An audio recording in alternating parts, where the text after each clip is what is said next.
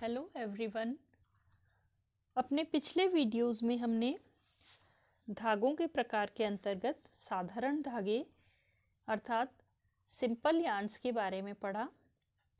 आज के इस वीडियो में हम कॉम्प्लेक्स यार्न्स या जटिल धागों के बारे में पढ़ेंगे। जटिल धागे, मिश्रित धागे या फैंसी या नॉवेल्टी धागे, ये सभी एक ही प्रकार से लिए जाने वाले अलग अलग नाम हैं। एक ही प्रकार के धागों के ग्रुप के लिए इन्हें यूज़ किया जाता है। बहुत सारे अलग अलग तरह के रेशों को अगर एक साथ मिला दिया जाए और उनको ट्विस्ट किया जाए तो इस तरह से बनने वाले धागे जटिल या मिश्रित धागे कहलाते हैं या मिक्स्ड यार्न कहलाते हैं। इनकी रचना थोड़ी सी जटिल होती है। इसमें अलग अलग रंग के धागे भी हो सकते हैं, अलग अलग लंबाई वाले, अलग अलग व्यास वाले और अलग अलग डायमेंशंस के, अलग अलग गुणों वाले रेशों का प्रयोग करके भी धागों का निर्माण किया जाता है।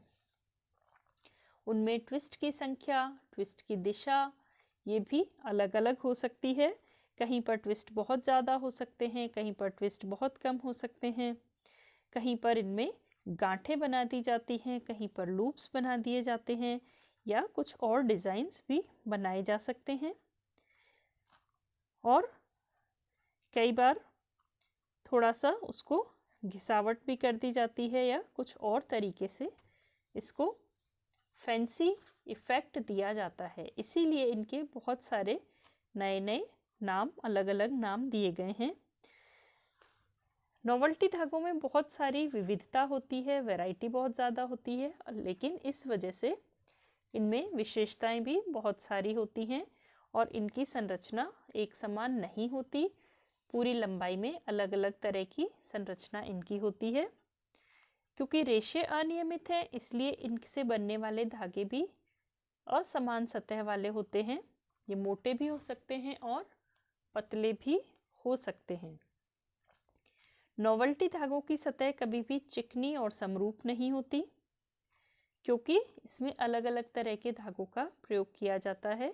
ट्विस्ट की संख्या भी और दिशा भी अलग अलग जगह पर अलग अलग हो सकती है। इसके साथ साथ ही अलग रंग, अलग वर्ग के धागे का प्रयोग किया जाता है। कर्ल्स, लूप्स या गांठों के द्वारा इनमें फैंसी इफेक्ट भी उत्पन्न किया जाता है। इसीलिए ये वस्त्र बहुत अधिक टिकाऊ नहीं होते। इनसे बनने वाले वस्त्रों की सर्विसेबिलिटी और ड्यूरेबिलिटी भी कम होती है और साथ ही साथ इन्हें विशेष देखभाल की ज़रूरत पड़ती है। ये सिंगल प्लाई या कॉर्ड किसी भी प्रकार के हो सकते हैं और इनका फ़ायदा ये है कि इनसे हम बहुत सारे फैंसी इफ़ेक्ट्स धागे में ही उत्पन्न कर सकते हैं, जिससे बनने वाला वस्त्र भी फैंसी होता है। और साथ ही साथ जब हम दो रेशों को, अलग अलग गुणों वाले अलग अलग तरह के रेशों को आपस में मिश्रित करते हैं तो उन दोनों की ही विशेषताएं इसमें सम्मिलित हो जाती हैं। तो जब भी हम मिश्रण करते हैं, मिक्स्ड बनाते हैं इनको, तब दो अलग अलग रेशों की विशेषताएं दोनों ही प्रभावी हो जाती हैं। तो बनने वाला जो धागा है उसमें अच्छे गुण ज़्यादा समाहित होते हैं। किसी की भी जो कमियां हैं वो दूसरा धागा उसको सुपरसीड कर लेता है, उसका प्रभाव कम कर देता है और कॉस्ट इफ़ेक्टिव भी कई बार वस्त्र को बनाने के लिए इन्हें काम में लिया जाता है। जो ब्लेंडिंग की जाती है वो बहुत ही उपयोगी सिद्ध होती है उसके यूज़ के लिए और उसकी केयर के लिए। नॉवेल्टी धागे की संरचना को अगर हम समझते हैं तो नॉवेल्टी धागों में सामान्य रूप से 3 भाग होते हैं। सबसे पहला होता है कोर या बेस प्लाई यार्न। ये धागे की संरचना को मजबूती प्रदान करता है, उसकी संरचना का निर्माण करता है।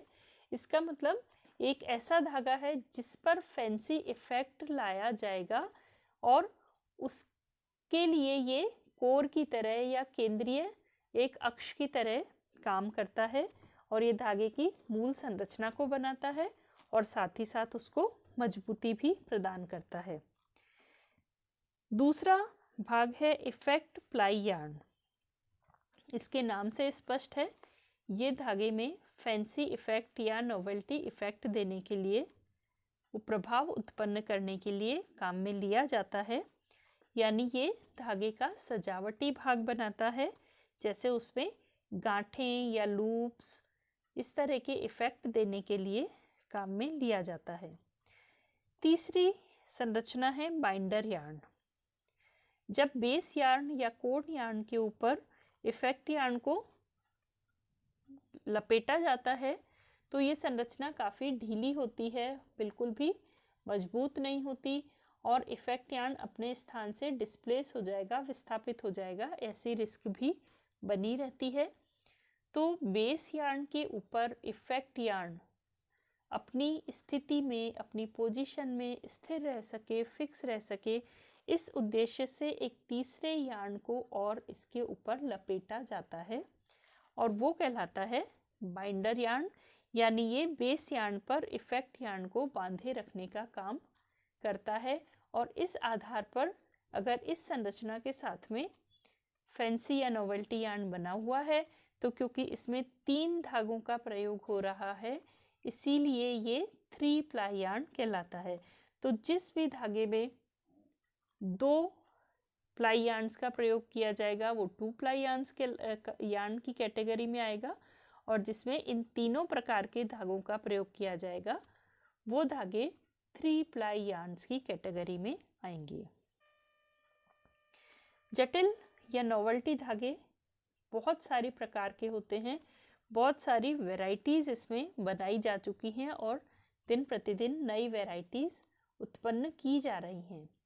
लेकिन प्रमुख रूप से जो कॉम्प्लेक्स यार्न या जटिल यार्न काम में आते हैं उनमें है स्लब यार्न, फ्लेक या फ्लॉक यार्न, लूप, बकल या कर्ल यार्न, स्पाइरल या कॉर्कस्क्रू यार्न, रिटाइन अर्थात जिम्प यार्न, नब, नॉट या spot yarn, ग्रेंडल yarn, शनील yarn, स्नेरल yarn, कोरस्पन yarn, metallic या धात्विक yarn, paper yarn, plastic yarn यानी प्लांट और रिबन यार्न।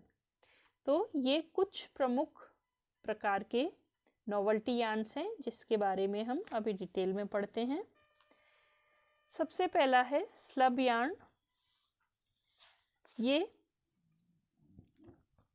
पूरे धागे की लंबाई में विभिन्न अंतराल पर अलग अलग ट्विस्ट की संख्या के द्वारा बनाया जाता है। यानी अलग अलग स्थानों पर ट्विस्ट की संख्या कम या ज़्यादा की जा सकती है। कुछ स्थानों पर ट्विस्ट की संख्या कम होती है और कुछ स्थानों पर ट्विस्ट की संख्या अधिक होती है, जिसकी वजह से ये धागे के अंदर मोटे मोटे गांठ जैसे इफेक्ट्स उत्पन्न किए जाते हैं।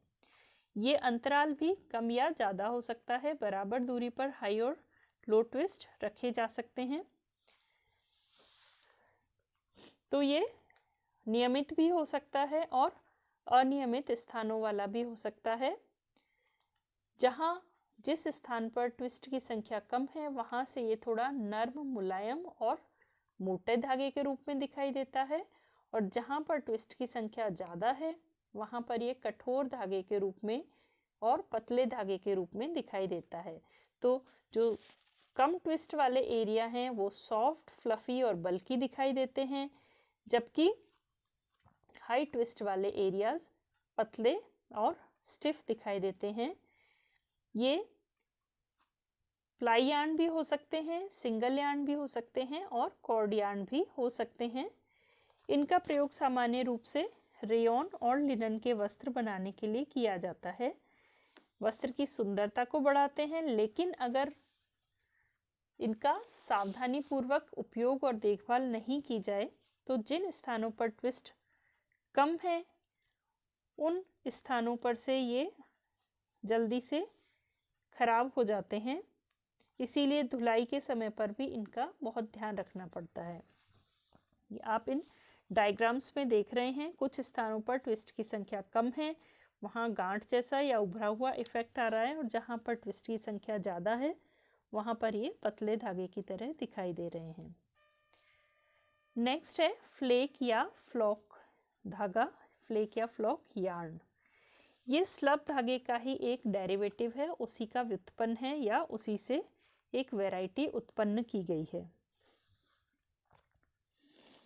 इसमें 2 धागों का प्रयोग किया जाता है, यानी ये एक 2 प्लाई संरचना है, और उन 2 प्लाई यार्न्स में से एक धागा कम ट्विस्ट वाला या बिना ट्विस्ट वाला होता है, और उस बिना ट्विस्ट वाले धागे पर दूसरे धागे को कस करके जो हाईली ट्विस्टेड धागा होता है उसको लो ट्विस्ट या कम ट्विस्ट वाले धागे के चारों तरफ कस करके लपेट दिया जाता है। इसमें बेस यार्न के बीच बीच में थोड़ी थोड़ी दूरी पर या तो नियमित या अनियमित अंतराल पर नर्म मोटे रोविंग के गुच्छों को रख दिया जाता है, रेशों के बीच में फंसा दिया जाता है ताकि गांठ जैसा प्रभाव उत्पन्न हो, और फिर उनको बाइंडर धागे की सहायता से अपने स्थान पर बनाए रखा जाता है। या दूसरा तरीका ये है कि पूरी लंबाई में अलग अलग ट्विस्ट की संख्या रखी जाए, अनट्विस्टेड धागे के ऊपर हाईली ट्विस्टेड धागा लपेट दिया जाए। जैसा कि आप इन डायग्राम्स में देख रहे हैं,